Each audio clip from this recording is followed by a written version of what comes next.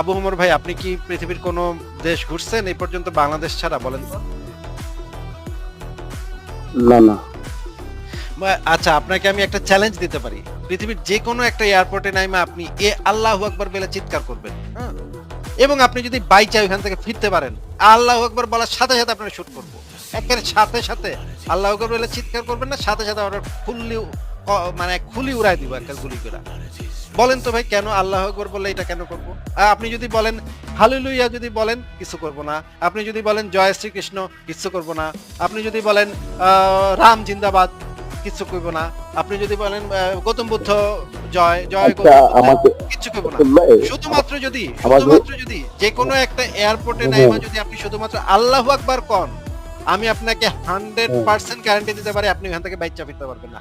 সাথে সাথে পুলিশ আপনার আচ্ছা মাথা একেবারে কপাল ছই করে গুলিটা করব, একেবারে কপালটা ফুড়া করে দিব। আচ্ছা, আপনি